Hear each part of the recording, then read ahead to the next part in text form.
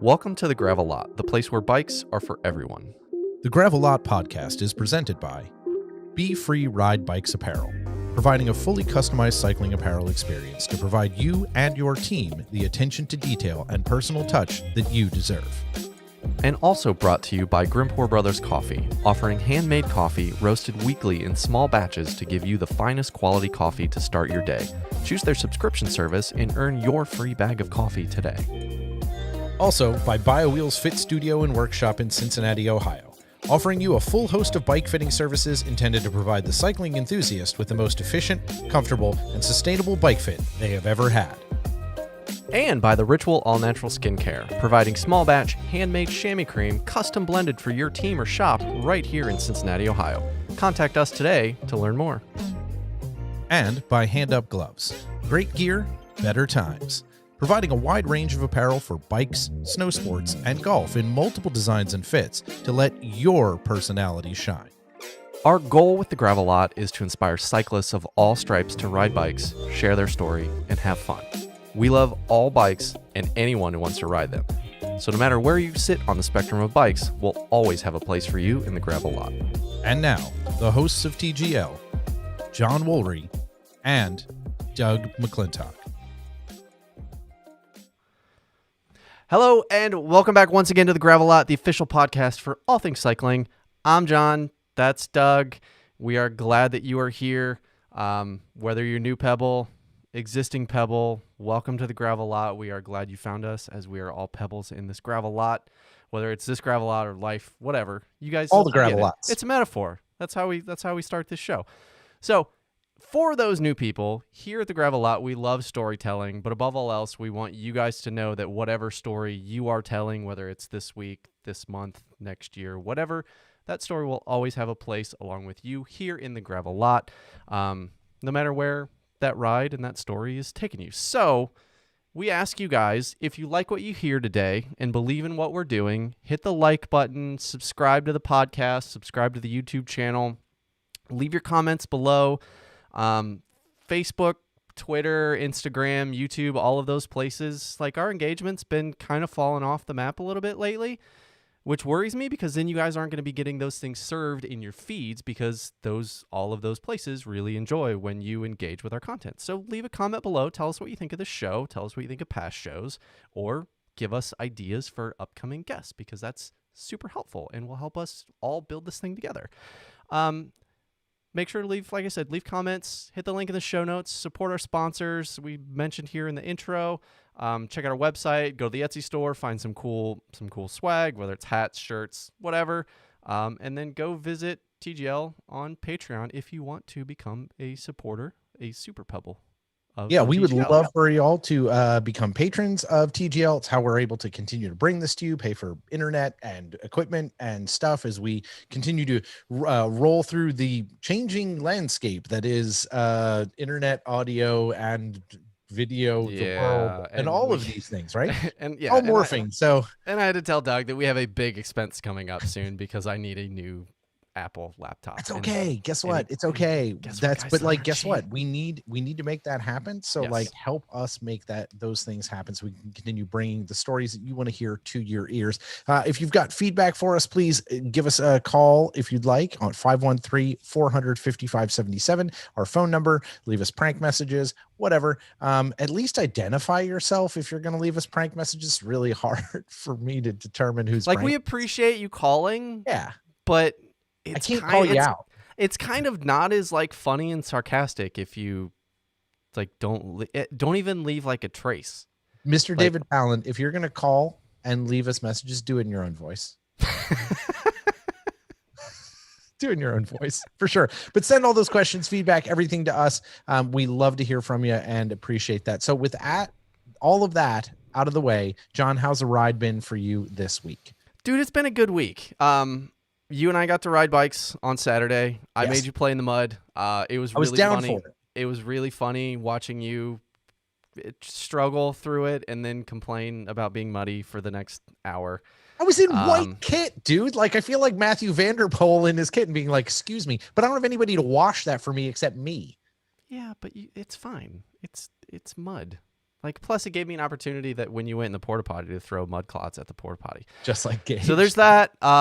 Part of the, me mentioning needing a new laptop is I signed a contract for a new job. So you guys are going to be following me to my third job since starting TGL.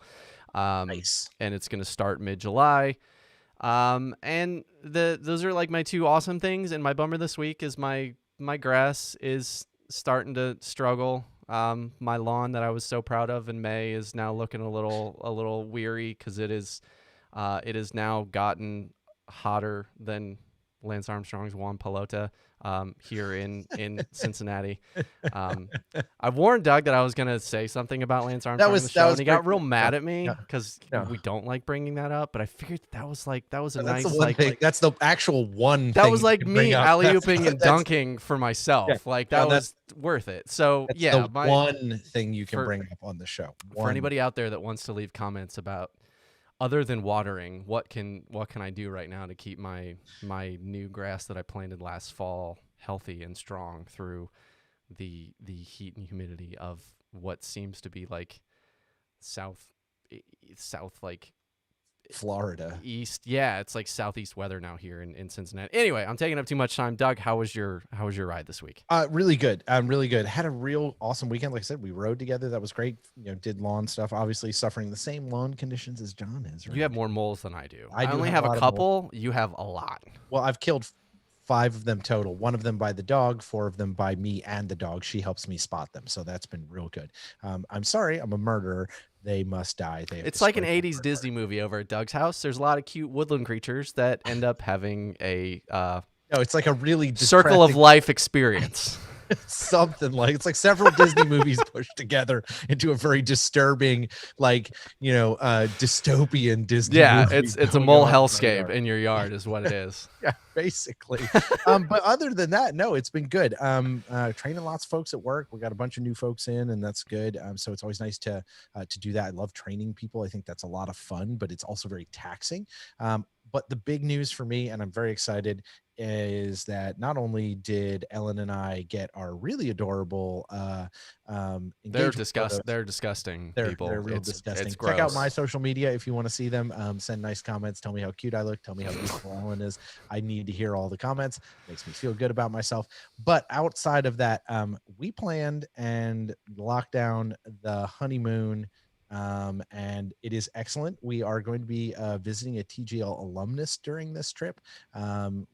And I'll leave it to you to please send messages and guess which TGL alumnus we are going to visit on our honeymoon. If you can pick it out, I will send you some swag. So I Pebbles, like that because there's a lot of people that have visited locations TGL that live in cool destinations. So yeah, good luck with that. Now remember, Ellen and I are both very active people. We both ride bikes. We like doing a lot of different stuff. We both like hiking and whatnot, right? So Pebbles, now you're just trying to throw them off the scent. Pebbles, this is legitimate. We like all of these things, and these are very important, and they are part of this vacation. So send in your requests. So that's my thing for this week. Is that a good one? That's awesome. Did I actually do good this time? Did I do good? Well, speaking of doing good, I think it's time to introduce this week's guest. And this week we are actually being joined by someone who came to us thanks to y'all. And again, amazing thank you to all of you for sending in your ideas. But also, this person is a Pebble and has been a Pebble for quite some time. So we are very thankful to bring further Pebbles back onto the show. She is a writer, an elite cyclist, and in her past lives, or a previous life at least, was a cross-country skier. And as a little nugget for you, she was also an Alpine downhiller. Corey Coogan Cisek. Look at that. See, we even had this conversation. See, you were, and you were just real excited about having a really positive story to tell this week, and you were real proud of yourself. Yep. And then you just drove the car off the road.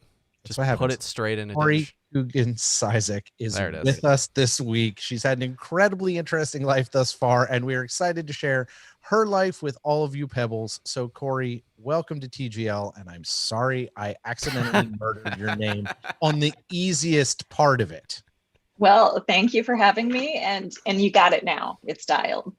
Thank you very much. Well, this is awesome. Like, we're excited. We Pebbles, if you have not been following Corey's traversing throughout all of Belgium and all the things that she's done, I know John and I have for several years now. There's an amazing amount of information about what's been going on in that space, but we want to kind of start at the beginning because this is where we like to start. Everybody has a genesis of getting into bikes to some extent, but yours with sports starts a little bit earlier. As a fellow New Englander, you grew up in Maine, correct?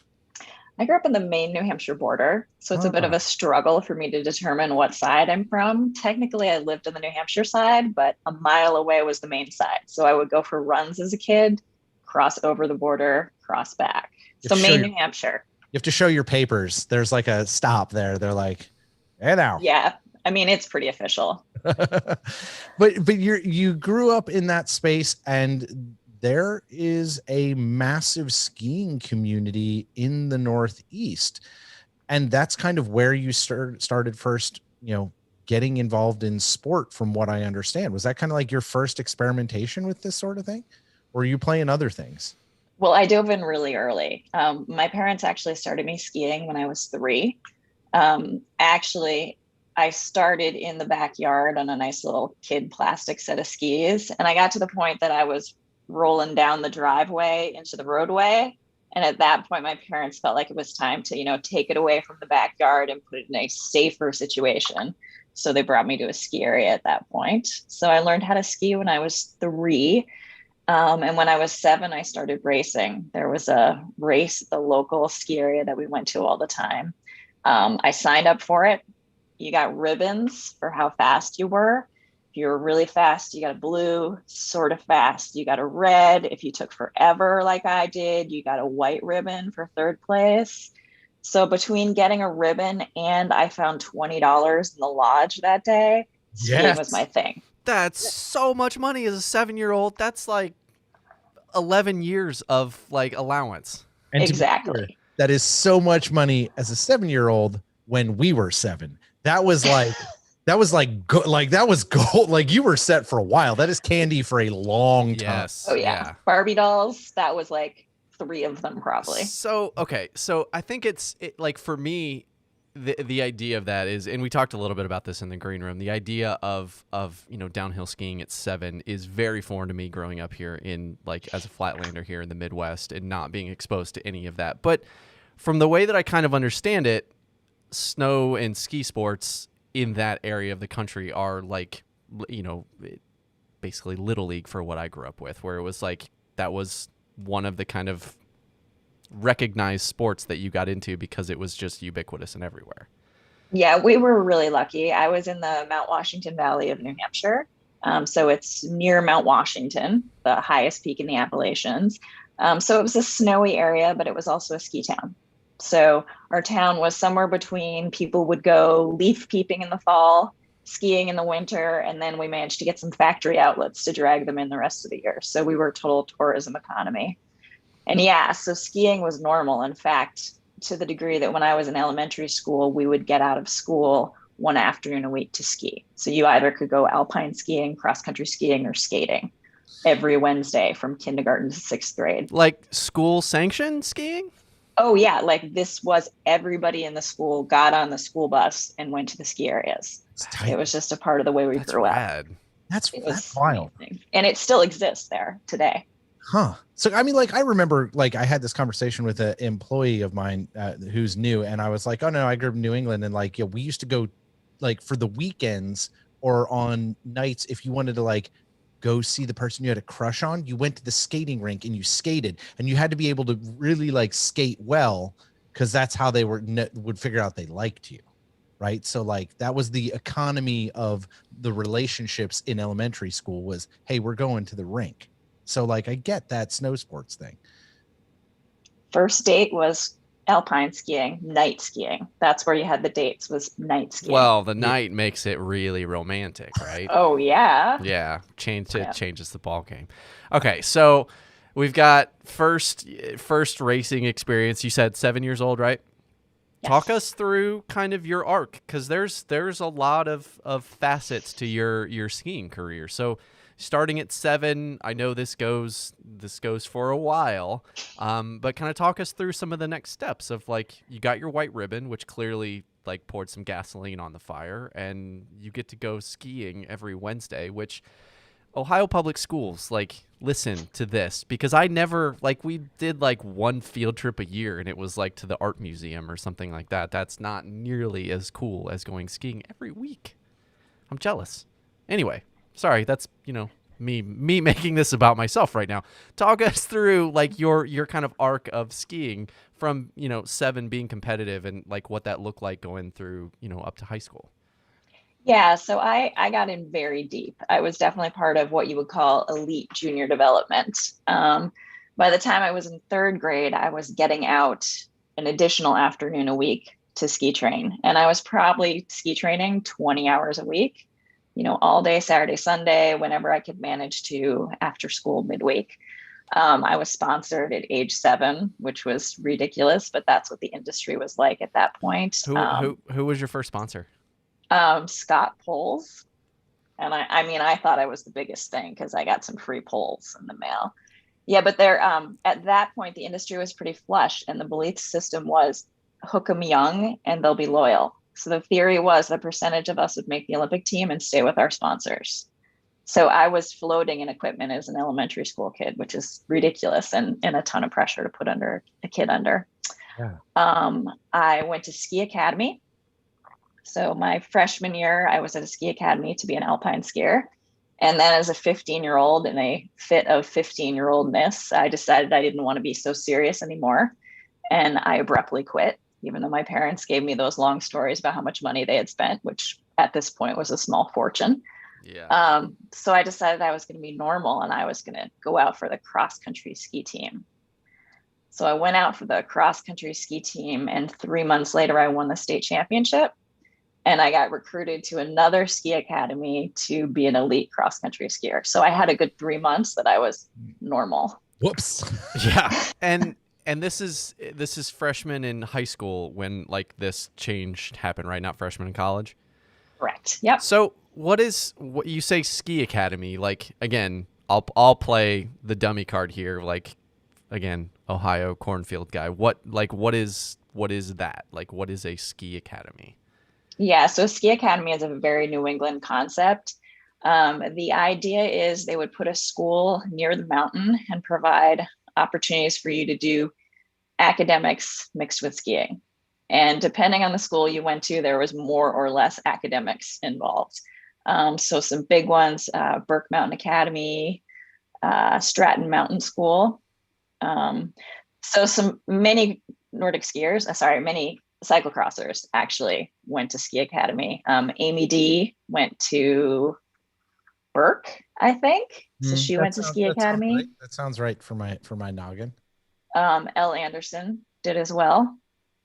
So it's definitely a New England thing. I went to Gould Academy in Bethel, Maine, which was a college prep school that had a strong ski team. So it was a little more academic oriented.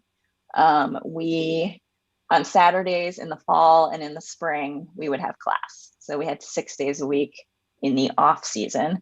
And then in the winter, we would get out early every day of the week and really early on Wednesdays. So basically we had time to train from maybe 2 p.m. onward most days, and then noon on Wednesdays.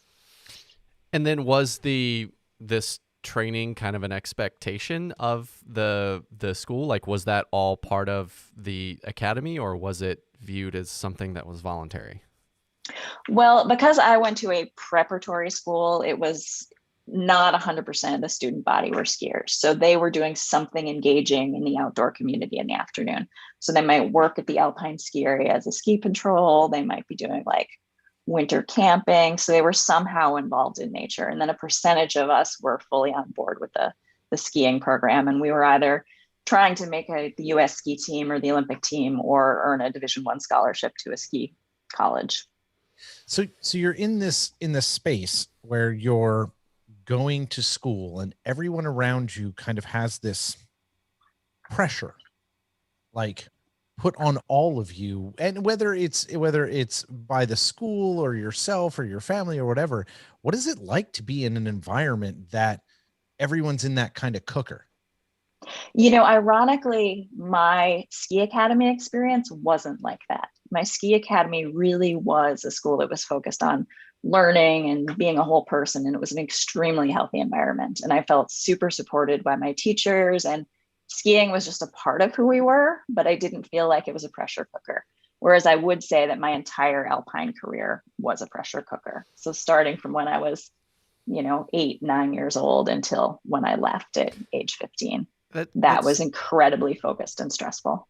Which kind of leads me to the question that when you said it, it struck a chord with me. You kind of wrote your leaving Alpine off as I'm a 15-year-old, and I think we can all remember making some poor decisions when we were 15 that were like allegedly maybe not well thought out, because 15 you're still like a solid 10 years away from having your like full frontal lobe done marinating.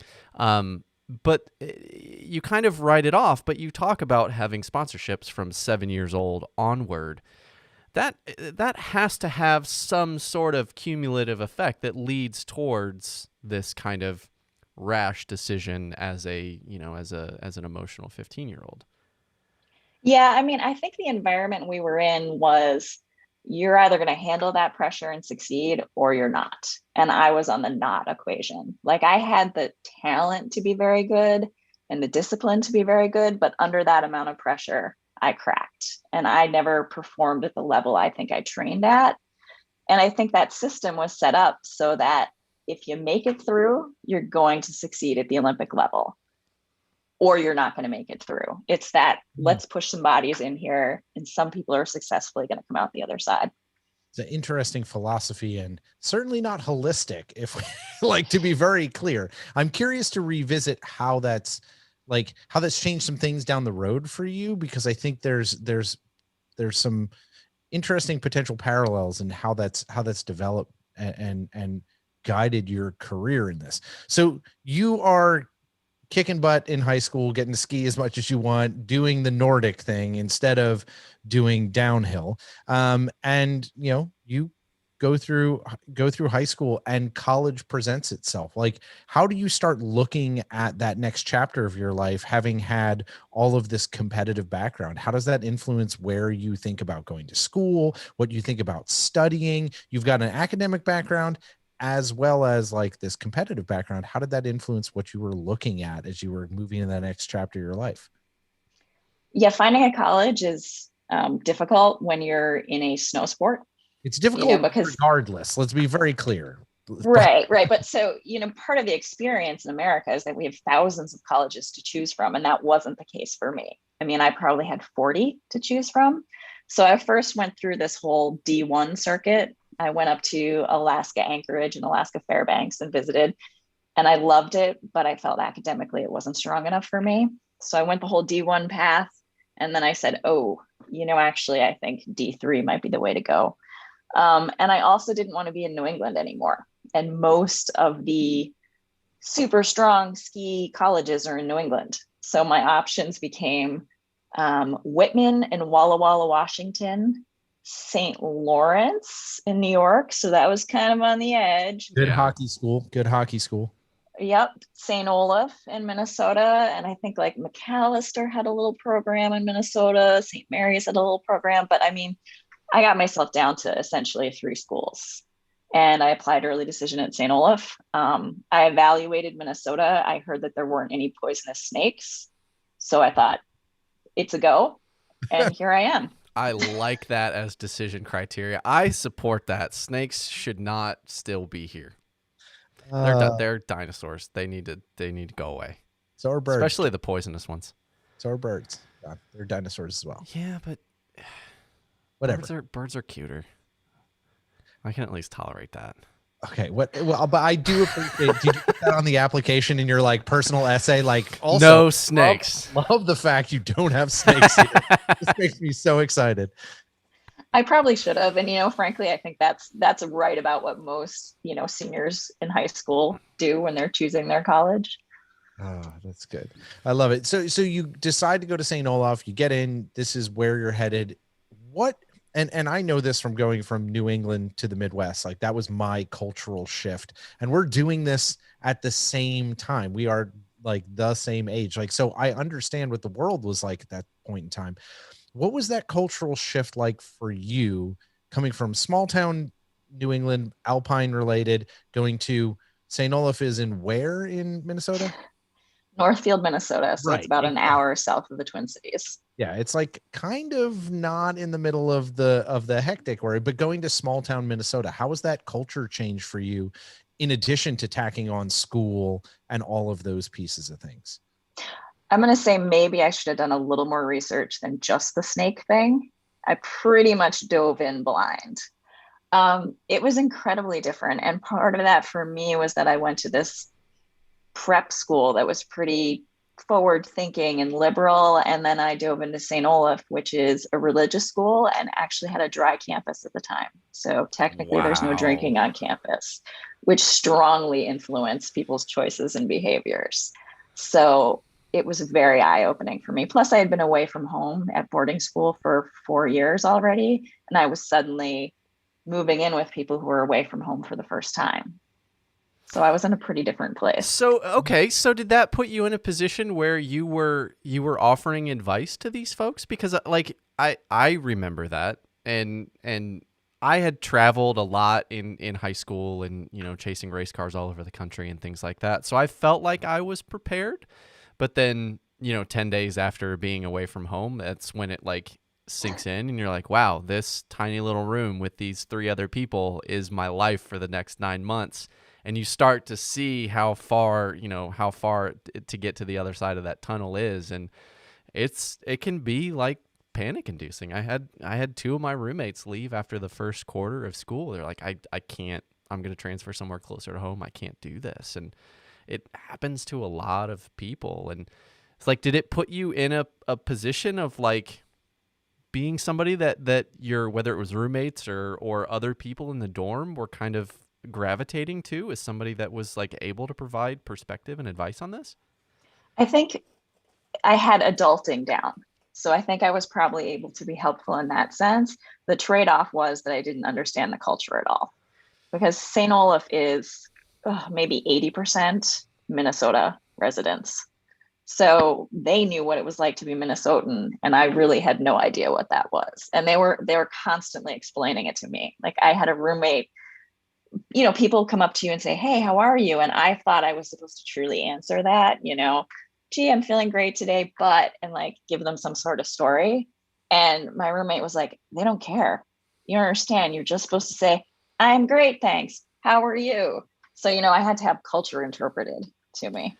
Okay. Yeah, So but to be clear, you could make a grilled cheese on an iron and they let's be like, you had that piece down. Yeah, absolutely. Yeah. Easy Mac wasn't around yet because it had just come out when I started school, and I came down for school like right after 9/11 happened. So I'm a couple years behind you guys in all of this. Okay. So of those things, of feeling like you are successful at adulting, which I'm almost 40 and I still feel like I struggle with adulting, or understanding the local culture and kind of the local like way that things work, like which one, now having some distance on it, which one would you have preferred?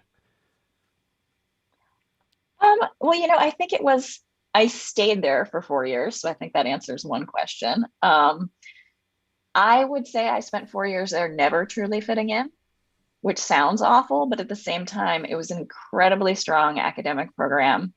I was allowed to self-design my own major, and I had one-on-one courses with my professors. So it was so engaging and so meaningful, and I had such great studies that there was never a good reason for me to leave. So on one hand, academics were great. I had good friends, but I never really felt like I fit. Yeah. But was there a better option? It didn't feel like it. But do you need to fit? Like, you're you're Corey. You're like that quirky New England girl. They're like, I feel have you met my friend? She's from New England. She totally doesn't understand anything. She doesn't know about all our potlucks. Like, you had this opportunity to be yourself in that space and still have that identity, Yeah. And I made the best of living that community too. Like, I went and worked at a bookstore downtown, and I went over to Carleton, the college across town. So I made connections that weren't just St. Olaf. So I think that made for a probably broader collegiate experience than a lot of people have.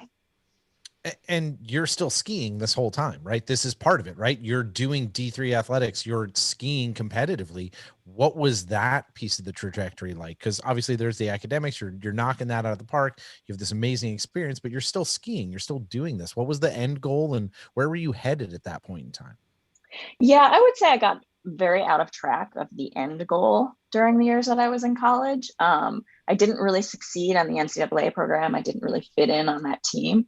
I actually started doing ski marathons. The Twin Cities of Minneapolis, St. Paul has a tremendous both ski circuit and a bunch of teams. So I drove up to the cities and got hooked up with that, and was able to start with marathon skiing. And at that point, marathon skiing was really the professional circuit in Nordic skiing. So that jumped me into the marathon path. And then when I graduated college, I kind of took a step back and tried to make the Olympic team and really focus on the I'm going to say amateur level racing, because while it was professional, it's what leads you to the Olympic team. Okay, so let's talk about that. When did you graduate college? 1999. Okay, and you were working towards 2006, right? It turned out to be 2006. Yeah, okay. I was in a pretty good place.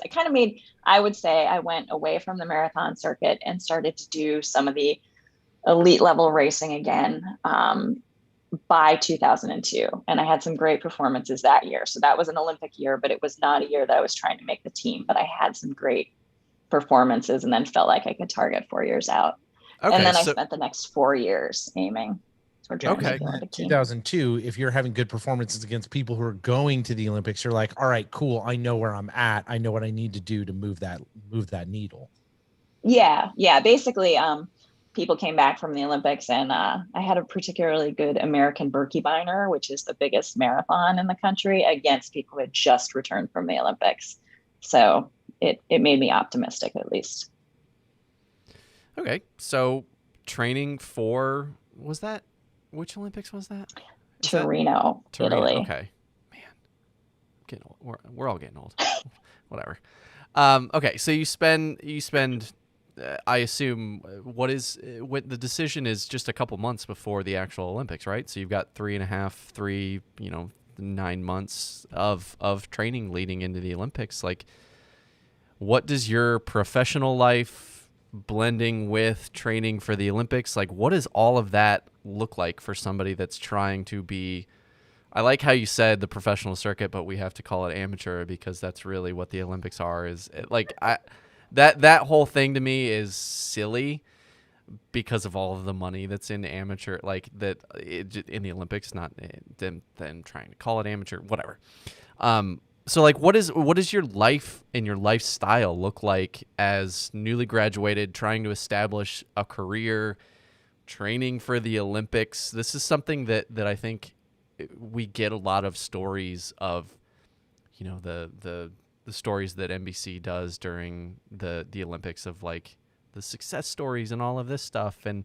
But you don't tell, like, for every person that makes the Olympic team, there's like 10,000 that don't make the Olympic team but have the exact same story. So like, what did your life look like for those years leading into it? Because I mean, I look back on, personally, when I first graduated college, you're at your highest debt, your lowest income, and you're just trying to like scrape by while still like establishing yourself as an adult and all of this stuff. But you're adding this other really, really complicated piece on top of it of trying to make an Olympic squad. So like, what did that look like for you? Yeah, so it was a lot of scraping, and it was a lot of putting small random jobs together. I would say I definitely did not dive into a career post-collegiate. I had an English degree. So I had a liberal arts degree, which qualifies me for they tell me everything and nothing simultaneously. Right. I did a little bit of teaching, like part-time teaching. I taught driver's ed. And then I did a lot of coaching. So in the winter, I would coach high school Nordic skiing. And in the summer, I did a little bit of Nordic skiing coaching. I also worked this temp job in an educational testing company where I sat there scoring essays all summer. So basically, about the time my ski season would end would be when these kids would have tested. And then I would score tests until the end of the summer. And then I would mostly just coach and scrape by during the winter.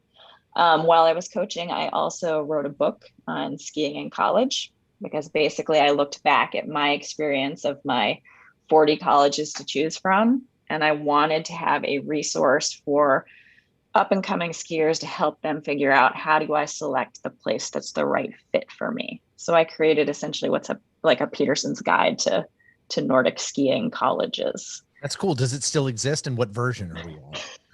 It does not exist. It did go through 3 versions. Nice. That's tight. That's cool. That's what an interesting idea to have, like that moment. Oh, this was hard for me. I should do this thing and make a thing. That's very cool. Yeah. Yeah. So, and it was another way to make a little bit of money while I was trying to do this ski thing. Well, you knew how to so I was training and scrapping by. But I think that period of our 20s for most people in some fashion is that, regardless of if you're trying to pursue some, lofty esoteric goal that no one, right? Like, we're still all like, oh, I don't know, I'm like 22 and like, what? Where's my car? What's going on? Oh, did I pay the rent? It's a whole thing, right? That period of time is a challenge for everyone. And you're carrying a training load during all of this. What was the lead up to qualifying, and what does that process look like from a Nordic skiing perspective? I think a lot of people who are probably listening to this understand how like cycling gets the people who qualify for the team, even though that is an arcane science that we will not discuss on this podcast. But like, right, we get it. Like, you go out. I don't understand the selection process. Go out, you compete, you do really well in the cycling world. If you're Kate Courtney, you're a former world champion, you're winning all these races, there's points and all that sort of stuff. Is that a similar process for skiing to do this, to qualify for the Olympic team? So skiing is very, very similar to cycling. It's one of those things where every Olympic year, the qualification procedures are going to be different than the last year. Oh, exciting. And there is a ton of discretion. So actually, I've been watching the track and field trials this week, and it's occurred to me how blissfully simple it is. The first 3 people across the line go to the Olympics. It's so nice. You're just like, oh, visual. Oh, the first, like, it's so, and granted, like with the track and field this year, there's some exceptionally great stories of folks that are going back to the Olympics and like all of that stuff. But yeah, it's like, there it is. Just see it. Yeah, okay, that's who's going. It's not like, oh, well, we have accumulation of points, and even though they tripped and fell on their 3rd step, they're really who represents us. And it's like, huh? What? No. Anyway. Yeah, so the criteria is vague enough that I honestly do not remember what it was in 2006. But the basic idea was that we skied a series of international, and by international, I mean FIS, which is essentially the equivalent of the UCI. So they were in North America, but they were technically international races. Starting in Fairbanks in October, right around Halloween, and then going through, I think, mid-January or so, or national championships in Utah. So basically, we kind of started north and worked our way south. So we did like Fairbanks, Anchorage, Yellowstone, and then like Utah. As the snow moved south, you were like, yes. Okay. So we froze to death on October 31st in Fairbanks, and then moved our way down. And through this whole process, we were collecting points, and they were making discretionary decisions. And at the end of the day, I wasn't anywhere close in 2006. I actually performed better in 2005, but it was I will say it was an experience I am happy that I had, because just that experience of chasing that dream really from October to mid-January was pretty awesome, and living on the road. Well, I think With among all these other people who all wanted the same thing. Everybody's in the same boat. They're all going for the same thing. And I think and it's a good sense of community. Like the people I traveled with, I'm still really close to from having that experience. I mean, it would, in that situation, it would be really hard not to, because you're all under the same level of stress. You have a very intimate knowledge of what each other's going through and what you're all trying to go get. But here, it kind of goes back to the NBC story thing of, like, you see those stories of somebody succeeding, and then you want to get behind them because they've overcome. But again, you don't see this side of it, of somebody that really works their tail off and then just comes up short for whatever myriad different reasons it came in 2006 versus 2005. So, like, once it sunk in for you that you weren't going to get discretionary, exemptions or anything like that, and you hadn't accumulated enough points to get enough attention, or whatever, sequence of events led to levers pulled, buttons pushed, whatever things led to the actual decision of the people going to the Olympics. Like, what was the range of emotions that you went through, having put so much of yourself into that 4-year block? I would say that immediately after, I was not particularly devastated, because I was looking 4 more years ahead. I was still young enough to feel like, oh, well, 2010 is an option. 2006 always felt like a bit of an outside thing. But that never really came to fruition, because I pretty much stopped skiing at that level after 2006. Financially, I just couldn't do it anymore. And it became time to make a decision whether I was going to move to Montana, which was an option, and pursue things a little further with another team out there, or I was going to get a real job, and ultimately ended up getting a real job, which I did for the next 12 years and fell into cycling at the same time. But because I had felt like I wasn't leaving the sport in 2006, it gave me a couple of years to fall out of the sport slowly, and therefore not be devastated by the experience. Like, when I walked away, I was ready to walk away. That's interesting. I think a lot of people don't have that luxury. It is just so brutalizing to them that they're like, I have nothing else other than this thing. But you had the opportunity to develop a career because you were well educated and you had spent that time, and there were other interests that you had.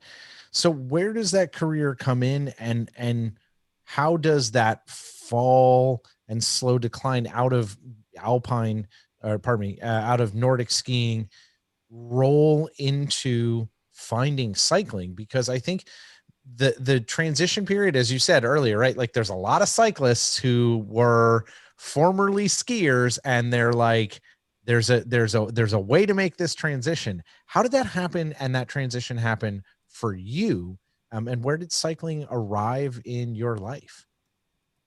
Yeah. So even though I had a full-time job, I started with a new coach, and I kept ski training.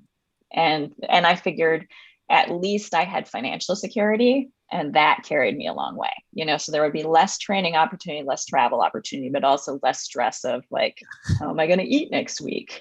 Right. So it helps a lot. It helps your mental health a whole lot. You're like, I can train better because I know that I can pay the house bill. Yeah. Yeah. So I felt like that was a fair trade-off, and it allowed me to continue to pursue it. And we did a ton of running with cross-country skiing. Like, that's sort of the traditional, you roller ski and you run in the off season. And I just got injured running all the time, probably because we regularly did 4-hour runs. Could be. So finally I was like, I think this biking thing. That's bad. That's very bad. Yeah. So I was like, you know what? I don't care that nobody thinks I should be able to bike and ski simultaneously. I can't run. So I'm going to try this riding a bike thing. And so I got a mountain bike, and I spent the summer doing really well. Every time we climbed, I would climb my way through the field. Every time we descended, I would roll my way through the field. I mean, we're talking like I'd be winning at the top and 4th or 5th at the bottom. And then I would do it again. And every mountain bike race, I'd come home just covered in bruises. And so I think I did that for like 2 years with skiing. And then I discovered cyclocross one fall when I was really enjoying mountain biking and just didn't want to stop. And I was like, okay, well, this is the next cycling thing you do. So I did those two at the same time. And I actually started to get a little more into cross and a little less into skiing. But there was actually, I think there were 2 years that I went to nationals in skiing and nationals in cyclocross, and they were a month apart. Cool. That's That's like, I can't imagine that either one of those that you're as sharp as you really would have liked to be, because I don't think any coach out there is going to be like, yeah, you can carry, sharp end of fitness for a month for these Yeah, my two coach completely wasn't. disparate sports. My coach definitely was not impressed, but I had 1 year that I had an amazing Nordic ski nationals because I had started cross, because we didn't get any snow that fall. And so nobody got the really high intensity racing, and I got it. And then I dove on snow and I was in a really great place. Yeah. So this is what I wanted to, this is interesting to me, because I'm curious what translates, right? You've done both these sports at a very, very high level. What translates between cyclocross, which is a 45-minute high intensity effort, just on the chip, to Nordic skiing? Like, my Nordic skiing experience is is quite literally going to Grafton, Vermont, which you will know where that is, and cross country skiing with my folks a bunch of times because they thought they were going to get into it, and my parents are not athletes, and I was just like, let me telemark, and I tried to do that on big ass cross country skis, and I had a blast. But that was the limit of my Nordic skiing experience. So, like, what translates? It translates to cyclocross incredibly well, because the experience is essentially of Nordic skiing is essentially you are dying while you're climbing and you're recovering while you're descending. So you're not really at threshold, you're like pushing above it. You're going to the absolute max you can sustain, knowing that when you drop down the other edge, the other side of the hill, you can recover. So similar to cross, where you're going really, really deep and then you're recovering through the technical sections. And the timing was pretty similar too, because at the Olympic level, you do somewhere between 5K and 15K races. So you're anywhere between like 15 minutes and an hour. So pretty similar time as well. Yeah, I feel like, but right around the time that I got into cross, it would have been like 14. And I remember watching one of the cross country events, and they were talking about one of the men having this like crazy VO2 max, and they were starting to compare a lot of it to a lot of the measurements, blood values and things like that I was starting to become familiar with within cycling. And I was like, this guy's like 190 beats per minute for like 40 minutes. That's hard. That's real hard. But the fluidity of Nordic skiing and cross country skiing like that, it doesn't look as violent on your body as what cross does. Because like cross, you can tell that it's hard because you see people's hips rock. You can see more of it in their faces. You can see like arms tense up. Like you can just see, like, no one has a poker face racing cross. But I feel like in like Nordic skiing, it's just very fluid, and it's like, it just seems way easier. But then you start to see some of the data, and it's like, whoa, it is really, really similar to cross, or maybe like a mid-range time trial, where it is this like sustained, like just above what you can do for, however long the race is. Yeah, so if you've seen Jessie Diggins finish a Nordic ski race, you start to understand the level of pain that's out there. Like, she can dig herself deeper than I think anyone I've ever witnessed in any other sport. So cross country skiing is a lot like cross, in that it's die and then recover, and then die and then recover. So what you're saying is that Matthew Vanderpool would be awesome at Nordic skiing if we could just get him on skis. Right. The technique might be a problem, but physiologically speaking, jump stuff, because I know that he likes to do that. So maybe we can just get him to do that. That would be. I think that would be the answer, honestly. Just put some moguls in the middle of the thing, and he'd be like, "Sweet." Yeah.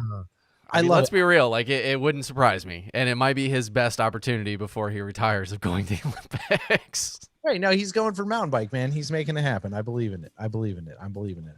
So you start to fall in love with cross, and this becomes a thing for you. How does this progress from just like, oh, awesome, this is a thing that I obviously have the the physical capability for, the mental capability, you're good between the 6 inches between your ears, you have all that. How does this become something that you start to take more seriously outside of just like, oh, this is a thing I do because I enjoy it? Like, how did you like make that transition?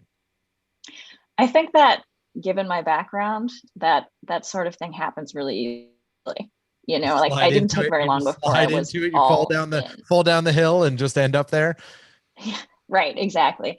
So initially I was working full time and I was competing at the masters level, and I had some success there. I won masters nationals twice, and I was second at single speed in Hartford. So I did a little elite, some chasing the UCI scene, but I thought balancing the full-time job, given my age, I was doing a little more of the masters thing. But at the same time, I had done just enough elite that I started kind of dreaming of this whole Belgium thing. And rather early on, 2013, 14, something like that, I did a few short trips over with my husband, just like 10 days over the cursed period. I fell in love with the place. And I think it was the third time I went over there for a 10-day trip. I looked around me and I was like, why couldn't I just come over here and do this? And at that point, it's not like I was a top 15, top 10 US competitor, but I could hang in the UCI field in Europe. I had done that. I wasn't getting lapped or, not finishing races. And I looked at it as, if I applied myself for X amount of time, could I take myself from this person in Europe to this person in Europe? Like the thing I don't think we completely understand about Europe is, in a lot of ways, it's just like the US. As much as you see those top racers at the front, there are those developing athletes further back in the field. And I knew that the style of cross was very different. So I was like, if I gave myself some time, could I learn this style? Could I go from finishing here to finishing there? And that was really just my goal for the season, the first year I went over. So I got this wild and crazy idea. I'm like, I want to go to Belgium. I want to do this really tough thing. I want to do something that's really different than anything I've ever done. I was going to quit my job and do it because, I go all in when I do these things. If we've learned anything over the time that we've talked tonight, yeah, that's the thing you do. Yes. Right.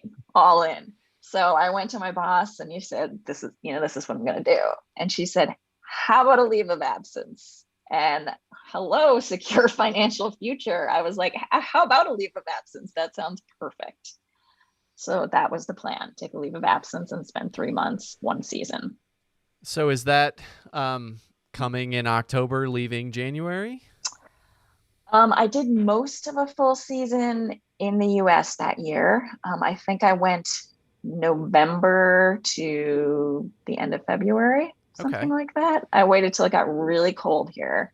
And then I went over there and spent 3 months. I mean, realistically, like UCI domestic racing is really tailing off the end of like right around Thanksgiving. Like there are races, but for how concentrated it is, like August through, the beginning of November, there's not a lot.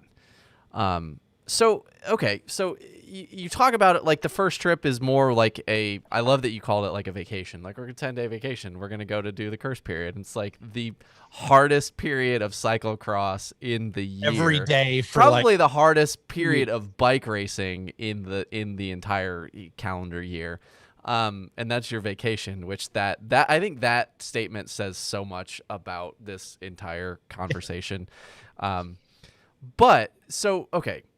Putting an entire season together, taking a leave of absence, it can't go without being stated that so many Americans have tried to do this. So many, whether it's individual riders, teams, the governing body trying to take people over and fail and talk about how expensive it is, how complicated it is, how there's so much nuance and so many different things that you just can't prepare for. And you did a couple, short bursts to get the lay of the land and kind of get comfortable with it. But like, let's talk kind of like specifics. Like, for 3 months, how much did you set aside to go over there in terms of like rent and additional expenses and things like that? Because I think everyone hears that it's really complicated and that it's really expensive, but you never get anything attached to that of like, here's what it takes to go really, really solid for a couple months in, the heat of the Belgian season. Yeah, I think it's important to note that not many people had tried by then. Like, at that point, Amy D had been over there. I think Elle Anderson was in her second year, and Jonathan Page had lived there. Page is who everyone cites. He just bought a house and was like, I just now live in Belgium. Right. This is what I do. But I can't think of anyone else who'd done a full 3 months. So it was a fairly like untrod path when I did it the first time. I genuinely do not remember how much I set aside for money, but I know it was my most expensive year because I didn't know what I was doing. Right. So things tend to add up when the first time. Yeah. I also, in other ways, it was also my least expensive year in that I managed to get this homestay in this house in rural Flanders. I mean, very much in the countryside. And the house was, I'm going to be honest here, minimally heated. I mean, I froze to death. Like, I had a true Flemish experience that year. Like, now I go over and I have connections and it's pretty cushy and I live with people who speak English. But at that point, I lived with a woman and she was in her young 20s. And not super comfortable with her English. Meanwhile, I had taken 2 semesters of Dutch because I wanted to go over and like truly experience it. And I felt like if I had a bit of language, I would be able to. So we spoke to each other in like 80% English and 20% Dutch. Like, any word I knew in Dutch or Flemish, I would throw out there. So yeah, it was an authentic, painful, difficult, cold experience that first year. But I think those are the things that allow you to form a good relationship with a thing that you're trying to do. You have to stretch yourself. You have to push yourself into space. And obviously, this is something that you specifically thrive on, is like pushing the elasticity of yourself to gain new experiences and see what you can actually do. So you go over there, you're doing this, you're out there crushing in the way that, like, you're pushing boundaries in the space that other people are not necessarily pushing boundaries. And it's not about results, right? Like, we can sit here and we can be like, oh, this is where you finished, right? That's not really the important part of this, right? What you've been doing is pushing the boundaries of where Americans are making efforts. And like you said, you've named the people who've done other things in this space. But I think more importantly, you've been pushing yourself. You've been growing the person that you are. So during this period, as you've been going over and you've been doing your diaries and sharing all this with other people, what do you think your like actual learnings about yourself have been from, going, like, you have a husband, you have a life, you have a job, you have all of these things, and you've been stretching yourself in all these spaces. What have you learned about yourself by going and trying to compete on the world stage with the best of the cross athletes week after every single day during the crest period? Like, what have you learned about Corey? Yeah. And I would say, like, over the course of the time I've been over there, it went from being, this is like some personal journey. I want to figure out if I can handle 3 months over there. I want to have an overwhelming and difficult experience, to getting to the point that I said, I want to be able to perform over there. And each year I've moved closer to focusing on performance. So I would say the first years were maybe more growing and getting comfortable with stretching and being away from home. And then it was more, how can I find opportunities and become comfortable with this culture in a way that at the end of the season, I can still be performing well. Like, that's the big challenge that we go through. A lot of people go over and can really perform for a couple of weeks, but can you do it for 3 months? Do you still have yourself together after Right. 3 months? So that was the evolution. And that's a lot of what I'm still chasing, is figuring out how to be my best self over there, to have my best results for an entire season. Okay. So there's another parallel that while you're talking about this, I just thought of is, so you went through the experience of trying to find the skiing school.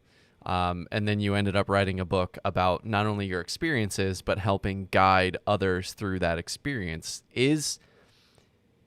Are those sort of similar ideas kind of marinating around for you right now, because so many domestically have struggled with how to go over, and whether it's put the analog pieces together, or to keep the thing between your ears together, or whatever the challenges are that domestic American racers face when they go over to Europe. Whatever the barriers are that we seem to not be able to crack, other than like a couple, like you're saying, a couple races at a time, we can go over there and, pop off a top 10 or something like that with men or women, but it doesn't seem to have like a really long wick. And it seems like you're kind of getting to that point where you're able to sustain that for an extended period of time, the same way that, you always see Wout and Matthew at the front of races. Like, that is, it can't go understated how impressive that sort of accomplishment is, but just to be a part of the race and to be able to be at your personal best for that length of time is an incredible accomplishment. So it kind of leads me to the question, like, is there another book that's going to come out of this that's going to be able to kind of be a Bible for, a next generation, for juniors or even elite level racers, on like, this is how you do it? Coming now on the Gravel Lot publishing company. Literary publishing company. The next book by Corey Coogan Cisek. I think I've learned that writing books for small audiences is a really good way to not make money. That is a real, but here's the thing though. Like, it's a very small audience, but I feel like the small audience would pay a lot of money for that knowledge. That small audience who also doesn't have money because they're pursuing this particular dream. See, now you're getting caught up in details. We're talking big picture stuff here. Yeah. So, I mean, part of my goal over there was really to get to the point that I knew as much about cross as I possibly could. Like, I wanted to be a student of the sport. And I think I've achieved that. Like, I wanted to experience cross at a level that I wasn't experiencing in the US, and to make connections with people like the Wymans who would teach me cross at a higher level, and also, again, figure out how to succeed over there. So in the long run, my goal has always been coaching and or managing a team and or managing trips over there. Basically, I wanted to, having had my experience of growing up in elite level development, I want to be nurturing the next generation and attempting to help them prepare and make that jump over. I think what that looks like exactly, I can't say. because that's moving, right? First off, you're trying to break a language barrier and a cultural barrier that doesn't necessarily want to let you in, right? Correct. There is a gatekeeping, and it's outside of the fact that you're a woman. There's gatekeeping outside the fact of that you are not Belgian or Dutch, right? Like, you're not allowed in the special spots, right? And like, I even know this from Mark and Katie, like, and all of the things that they've dealt with. Like, it's a challenge, and there are people that appreciate them and give them support, but there is always a box that's around you because you are not from here. This is not your thing. And I think it's interesting that you're approaching it from that fashion, because your experiences, by embedding yourself, have got to provide windows on not just cultural issues, but the actual sport and how it operates. Do you think that, like, all of your experience from doing all those things, and you said like, hey, I've had all these experiences, do you think that all of like the youth experiences and the different college experiences within Nordic skiing and alpine skiing give you a leg up to help people get in that space? Like, what do you think are special about those experiences that allow you to translate this and get them in a better spot? Yeah, so I think a lot of it is that I have had the opportunity to do everything wrong over a lifespan. And honestly, that's a huge teaching experience. Like I run a coaching business right now, and so much of what I am passing on is trying to make it a quicker, easier process than it was for me. And I think a lot of the times, the things you really hold on to, the things you really learn, you tend to learn by doing them wrong, as opposed to just having someone tell you. You know, somebody just tells you and it doesn't make an impression. But when you live through it, it makes an impression. Okay. Sorry, I think I lost where I was going with that. No, I mean, that's my life. I think that's it's probably every one of our listeners' lives. As you think about the thing that hurt you the most in your life, whether it was actual like physical pain or emotional pain, like I'm sure that somebody told you something before that thing happened that you probably just like it pinged off of your head. And it would have prevented that injury. Correct. Yeah. Like when my brother was a little kid, he had a fork in his hand and he was going to put it in a light socket. And my mom tried to stop him. And my dad laughed and said, let him do it. And my brother's never put a fork in a light socket again because he did it once. Right. Like learned experiences. Oh, God. So okay. So yeah. So I think last question for me on kind of the Belgian experience, and it's kind of wrapping up what Doug just said and kind of where we're going about learning about yourself. After having done this a few times, are you starting to see some of, and he kind of talked about it very obliquely, like, you know, Katie Compton needing to park a half mile away from the starting line and things like that, where you can't even hear the announcers. And making it very clear that not only do women racers not get priority, like American women racers are like an even lower priority in kind of the pecking order, but because you're really placing yourself in front of them, you're living there, you're seeing, I assume, seeing people and riding with folks on the road and having more of those experiences of getting kind of imbued into the local culture. Are you starting to see some of those kind of invisible barriers lower a little bit for you, or even for other Americans that are kind of benefiting from you being over there? Is that happening, or is that still like, is it still very much kind of locked out in a lot of ways? I think after my 4th year there, and especially being there during COVID, which the restrictions that were allowed around racing really made it even more obvious the ways in which it's a struggle for North Americans to be part of the culture and to succeed in the same way. I'm at the point now that I am not convinced that as a solo rider, you can go over there and be successful. I'm going to say, not entirely convinced that when USAC goes over and has their Devo program, that they're able to spend enough time to really be part of it and to be part of the culture and succeed over the long term. The things you're talking about with Katie, you know, in terms of parking the camper, having a bathroom, there's so many barriers on a day-to-day basis with the experience of being at a race that need to be addressed in order for North Americans to succeed. It literally comes down to, where can you park? And I mean, that sounds ridiculous, and I try not to get offended about parking, but at the same time, we have races where you're biking 10 minutes in the rain to get it to the starting line on a rainy, cold, 40-degree day. Yep. You know, so it's these repeated obstacles. And when we had COVID, suddenly we had COVID protocols that we had to go through. And all of us North Americans would show up with our mechanics and masks and go through and do all the temperature checks and paperwork and stuff. And it was just another level of complexity that was more difficult for us to manage. We had to manage finding a doctor to do it. We had costs associated with it. Whereas if you were on a Belgian team, your team did that for you, and all you had to do was stop at a location on the way to the race on Saturday. Yeah, right. Matthew Vanderpool. So there's so many barriers. Everyone has got the carpet out for him and everything's done, and he doesn't have to worry about it. He just has to go do his business. There is nothing else he has to worry about. Right. And there's also, the culture is actually kind of interesting in the sense that all of those top level professionals have a support system around them that's actually rather family based. super common to have your dad in the pit and have your mom as a soigneur.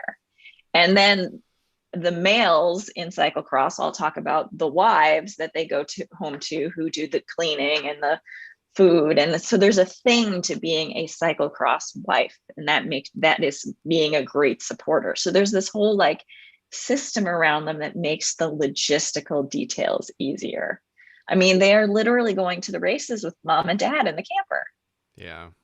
That's like that's some like, and this is disparaging to some extent, but also oddly understandable. This is some junior level crap, right? This is like what happens when like, and it's not, I'm not like disparaging, but like when you're a junior, your parents show up and get you to the race and make sure you're taken care of and make sure you're fed, and they take care of all that for you. Like, that ain't like, that's John doesn't like make sure that I'm taken care of and make sure all my stuff's in order. That's not a thing. I have to figure that for myself. I mean, to a huge degree, I respect it because I think it's a wonderful family thing, you know, like to have your parents be part of that process. And I mean, I think I might kill my parents if they were doing it, but my still, dad I think that's great. I'd be like, get the hell out of here, Peter. I'm done with you. I do not have the patience for this. But like, it is wild that is that, but that is because they're local. Right. Exactly. And so I lived with Ruby West this year. She stayed in the same house as me, and she had a contract with the Belgian team. And as much as they wanted to accommodate her and make her life easy, it was amazing the number of obstacles she ran into just because she didn't bring mom and dad with her. And they just struggled to wrap their head around, oh, wait, you need a mechanic and dad's not going to drive your RV to the race. I mean, so it's just that it's not, I think we feel like the system is set up in such a way to keep us on the outside. But I think in fact, it has more to do with, it just has all these cultural things surrounding it. And the Belgians just don't even get it. You know, why do we need bathrooms at the races? Use your RV. Duh. That was kind of where kind of my head was going with it. I think there's still a bit of like 1950s American male female dynamics going on in a lot of this stuff, but I think that's like, we can put that in a little bit of a box. And I love what you're saying about like, from where we sit, it feels a lot like there are barriers being put up, but I think it's very similar in the same way that Doug and I and a lot of our guests talk about how cyclists, we put barriers up around cycling and kind of gatekeep other people by not sharing information or you know, don't wear underwear when you wear your chamois, things like that we take for granted. It's not active gatekeeping, but we're still party to it until somebody kind of points it out, and it's like, oh wow, I need to alter my behavior. And it is, I mean, you watch any video, any live coverage of those races, and you see it is like very much a boys club, and you see a lot of like, wow, that older guy looks like Toon Aerts, like that's or there's like, they all look like they're like, you see those things without somebody calling it out. So I get how a team would look at somebody like Ruby and just not understand, like, what do you mean that you're not like us? You don't do things the exact same way that we do, or you don't have your entire family structure from another country on the other side of an ocean with you here right now to drive a non-existent RV. Like, we don't know why your dad's not here in the pits to badly pass your bike to you so that you like, ram into someone else on the exit. Like, we don't understand that. That's what we planned on. That was our entire strategy. Yeah. It's a wild... And the gender thing, absolutely. There is a huge, it's very strange for me because on one hand, I'm going to this place where this esoteric sport that I do is revered, you know, where people literally ask me when I'm biking down the canal, are you a professional? Like, they understand. Whereas my family, I think, maybe thinks I like ride a cruiser bike with a basket on front and some flowers. And like, that's what I'm doing in Europe. So like, on one hand, you're like suddenly sort of revered. And then on the other hand, you've walked straight into 1970 in terms of some gender things that still exist over there. Yeah. In some cases. And I think that's got to be hard for you to parse as a person who is self-possessed and understands their place in the world, and that you have value regardless of any of that crap, which we all try to get to, right? And I think that's got to be hard to process through all that stuff. But I think the interesting piece of this that comes out of all of this conversation and the narrative of all of this is that you've built, this experience over the past 4 years, going out and deciding to do something that not everyone is doing, to try to like live there, be engaged, and understand all this stuff, which is a hard bunch of lessons to try to learn in all the ways you've learned it. But it's kind of brought us to like this point. And one of the things that you reached out to us about and told us about is what you're building now. And I think this is what's exciting about the future. And what you're developing. And you're developing a team. You're developing a thing to try to make this actually happen. All of your learnings from all of these things has brought you this space where you're trying to pass this on. So what are you building? What does it look like? And what are you trying to accomplish with it? Yeah. So last year, pre-pandemic, Michelle Gagan, who is an Irish rider who lives in Oudenaarde, Belgium, and I formed a team, which at that point was Velo Revolution Cyclocross Custom. So it was the two of us.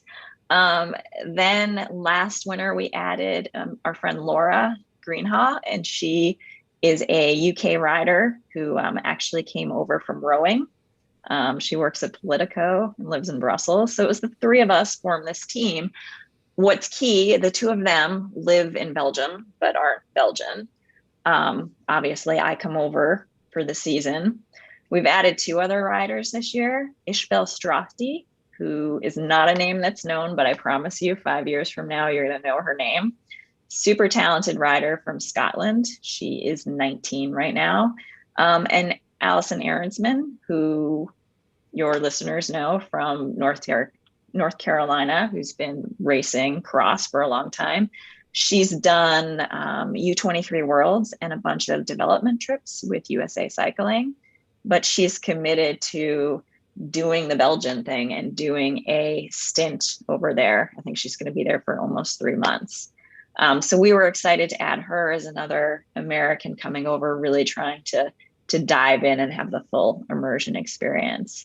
We're going to be a UCI team this year, which we're hoping gives us, I'm not joking, it gives us better parking. I'm pretty excited about this. Yeah. Step one, can we at least be within 5-minute ride of the venue? That's step one.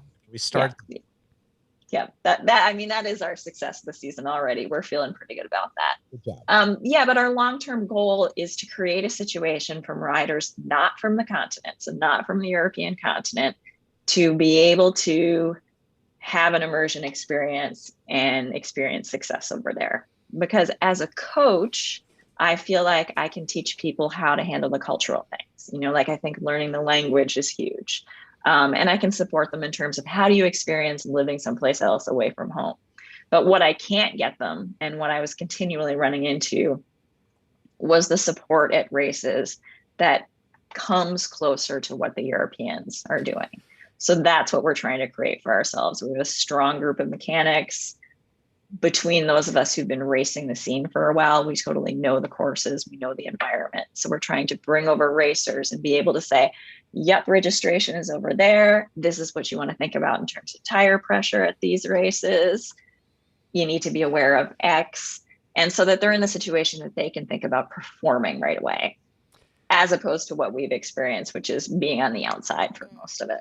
Yeah, I love that as a premise, because I think about it in a couple ways. Like I think back to watching some of the Behind the Barriers, would it be like season 3, when Jeremy started having Sam follow him on European trips, and it was like complicated to go find where to get coffee or where to go to, like what grocery store to, like basic things that we take for granted here in terms of like go here, go to Whole Foods or whatever. That you're not even getting in the car to go to the course, let alone being able to focus on what tire pressure.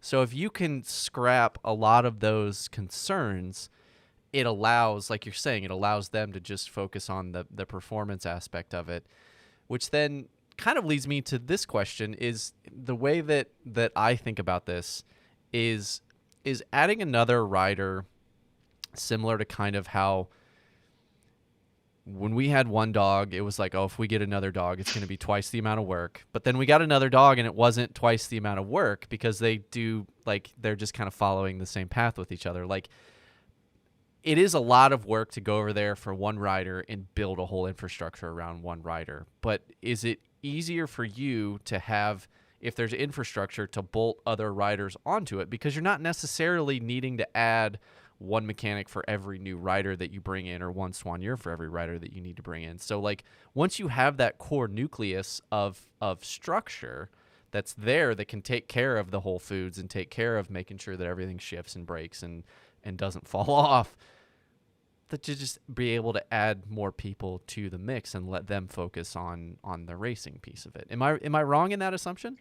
No, I think you're right. And so it was like, yes, we have to add a mechanic. For X number of people, we add one more mechanic, but at the very least, we already have a mechanic with a truck with enough water, with enough stands, with people that he can recruit to be further staff. Right. So that like initial infrastructure to support even one person can easily be extended to 5, but that first piece of infrastructure is really expensive and difficult. Yeah. I think the scalability of this is interesting, because unless you're endemic, you don't have the scalability. We talked about family. We talked about how they have all these pieces built in. And I love that you're thinking about it that way. What do you see this being, not just this year, right? This is this year. What is your dream for this, like, long term? Like, what are you looking at? And maybe you don't know. Maybe you're just going to chewing gum and, shoelace this together to be a thing. But it sounds like, if I know anything from you, from having the conversation for the past hour and 20 minutes, like, you don't chewing gum and shoestring things together. So where, like, what do you see on the dream? Like, if you're to have your dream board, right? What do you got on there right now on your vision board? Like, what do you want to see this become? Well, first of all, Michelle and I created it together. So it's definitely a shared vision, and she lives over there. So I think she'll have a lot of ownership. She can't be on the podcast right now. Yeah. So she kind of, I think, has the team part of it dialed. And what I would like to do is either continue supporting the team and getting riders into the team, or utilize some of the structure she created with the team to do trips over to Europe. Basically, somehow I want to be providing an experience for up and coming riders to commit to going over there for a duration, not a tiny block.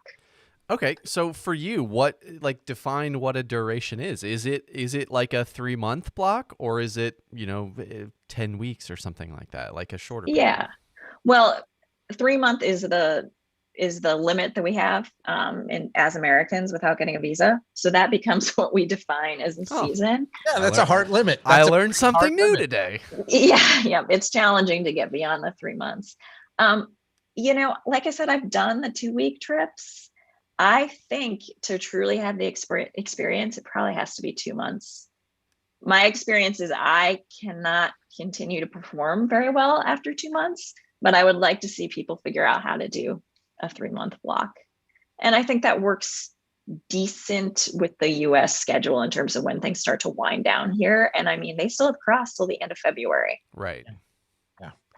They keep rocking for quite some time. I like that as like a goal, to be a space for people who are willing to make this commitment to go and extend themselves and put themselves in an uncomfortable place, but an uncomfortable place that has guide rails, that has support, that isn't just, I went over here and I tried to find an Airbnb and I speak none of this language, and where is the grocery store and the good coffee? Yeah. Right? Like, you got to have somebody that knows. Like, anytime I travel to another city, I don't want to travel to another city if I don't know someone there. It is almost daunting to me, because I want someone that I know who has lived there or previously lived there to tell me, don't go to that bar, go to that bar, right? Like, I need someone to give me my guidance. And I think that idea is important for our youth, regardless of what they're doing, whether it's soccer or Nordic skiing or downhill skiing or cyclocross. The ability to have people who have been the elder statesmen, as it were, and have gone through the process and understood that, to pass that down. I think that's the advantage of all of us having had experiences. If we don't share them with other people, we're not actually moving ourselves forward in general. Like, that's the life experience. That's how we should do things. And I love that you're bringing that to what you guys are doing with cyclocross specifically in Belgium. I'm excited to see what this next year has in store for y'all. We're hopeful. Yeah, it's a challenging year given the fact that, we're coming off the global pandemic and the supply chain issue. So this year it's been challenging sponsor wise, but we're just trying to continue to develop the program and roll it along, and to grow after this year. At least logistically right now, we have a great support structure in place for our riders. Yeah. And it seems like you're focusing on the big blocks, the big expensive pieces, and the supply chain stuff. There's a lot of broken parts in France right now, if you need any. Right. Yeah. Probably get some good deals on some scratch and dent. Perfect. But like it seems like you guys you're focusing on the right things. You're not letting speed necessarily dictate the success of how fast it grows, or you're letting it, happen organically, and you're putting the time in the places that need to be there right now to be long-term successful, rather than just, frankly, how we've done it in the past, of just go with not really any direction, and just, we're going to go race these races that are the high point paying races, and we're going to see what happens. You're putting something together that feels sustainable, and I love your reaction. So for the people listening this on the podcast, when Doug asked the question, like, what does the future look like? Your reaction was like, excite, but like fear and a whole lot of other adjectives. All that. But I think that's because this means something to you. That's because sharing your knowledge means something to you, and putting something together that is, I don't want to call it a legacy piece, because that makes it seem like we're whatever. We're all 90. Not at that point in like the arc of life, but it's putting something together that is sustainable long term, that can leave an impact on a lot of people outside of yourself, in the next generation of American domestic cyclocross racers, whether male or female. Like, it doesn't really matter. You're putting something together that can help them be successful and come over to Belgium and just focus on racing. It seems so simple when you say it like that, but we've never been able to crack it. We've not really been able to do that. So we're going to do things a little bit different today. Since you are a listener for a long time, you know what the last question is going to be. But for the 180 some episodes that we've done over 4 years, it has been more than 90% of them where the initial reaction to us asking the question is, oh my God, I don't know what to say. We're going to give you a chance to think while we do our ad read and we kind of do our outro. We're going to give you a chance to think about the final question, and then we're going to come back to it, and then you're going to be able to answer the final TGL question, and then we can, go on our merry way. Does that sound cool? Okay, I'm ready. All right. She's probably got a list of the things that she wants to say in the final. Honestly, as prepared as she was pre-show in sending us facts about herself, like, I feel like you already got this one. You already got this one in like on lock. Yeah. Okay. So as we wrap up the show today, it's our chance to thank you guys one more time for listening, engaging, making TGL so successful. Doug just referenced it again. He doesn't like going anywhere where he doesn't know somebody. So for those of you that were listening in the intro that want to guess where Doug is going on his honeymoon, where one of our previous TGL guests went, I'm not going to tell you if they've been on the show once. You know what I'm going to start doing for the next times weeks is I'm going to start putting clues. If no one guesses it this week, I'm going to start putting clues in my background. I like that. Okay. All right. Cool. I feel like there's probably already clues in the background. If people Not really. If people know you really, really well. Anyway, regardless, without you guys, we simply could not keep bringing this stuff to you each and every week between internet apps, running all of the audio, doing the work, paying for ads, all of these things. Like they add up a lot. So thank you guys for supporting us via Patreon. It means the absolute world. This is a huge passion project for Doug and I. So any support that you guys give us, it means the absolute world. From the bottom of both of our hearts, thank you guys so much. We encourage you guys to also hit up our partners. We say this each and every week. They assist us in bringing TGL to you guys, whether it's by offering you guys discount codes, sharing our content, helping provide us with amazing people to tell cool stories to you with. We just ask that you guys show them some love, buy some of their stuff, because it's all great product. Like we're not shilling you guys garbage product. So go buy some amazing stuff from the people that support TGL. And while you're doing it, in the notes of your purchase, like thank them for supporting the Gravel Lot, because it means a lot to us. Yeah, do that. That's a good like secondary like ask. Like I always wonder what that notes section is for, but now it's for being like, I heard about you guys on the Gravel Lot. They rock. They're pretty awesome, and they have awesome guests, such as Corey. So like, you should totally give them more. Whatever.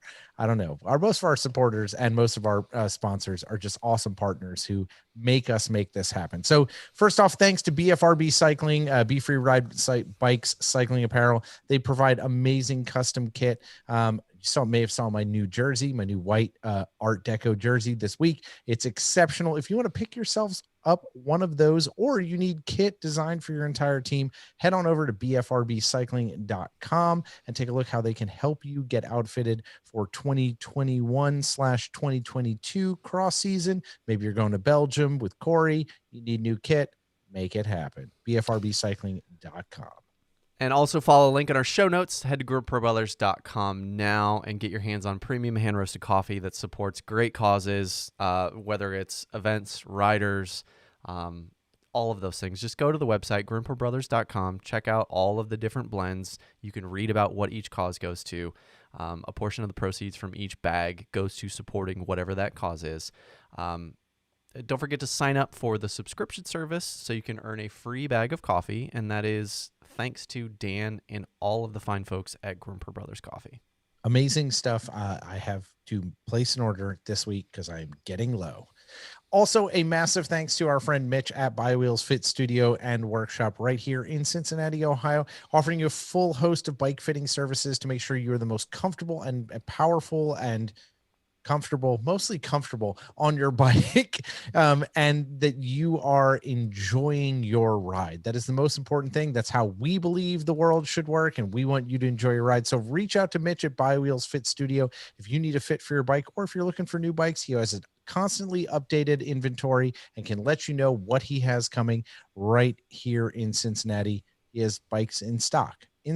Yeah. Right? Yeah. I feel like that's all caps. Like, yes. Bikes, actual bikes, like legitimately, not pretend.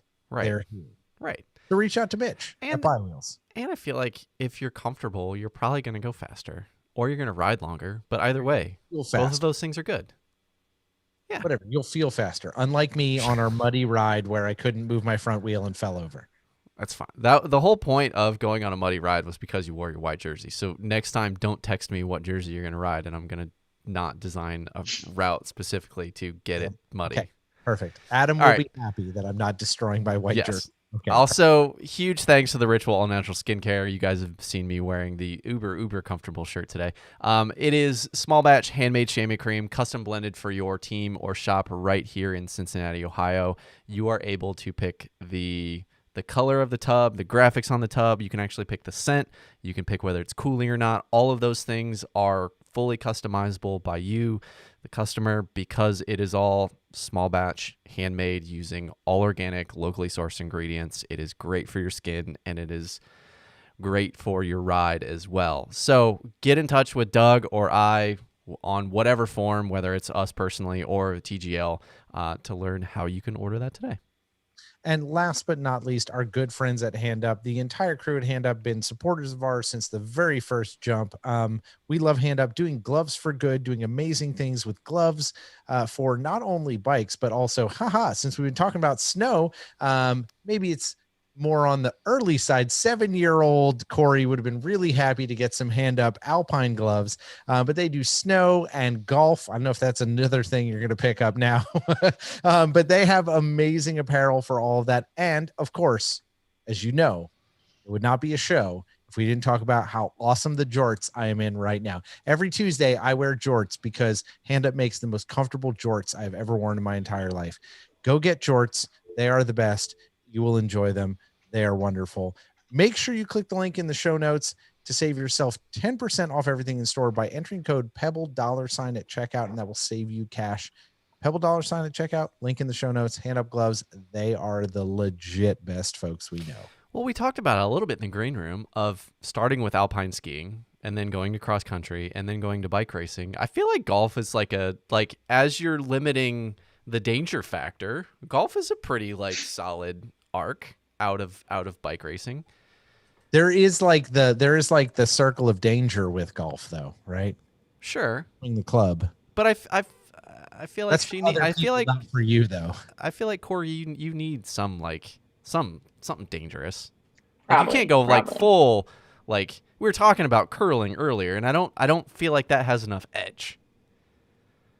Fair enough. Okay. Fair enough. And I mean, golf is perfect in Minnesota, right? I mean, there's plenty of months of the year that I can do it. Yeah, right. Yeah.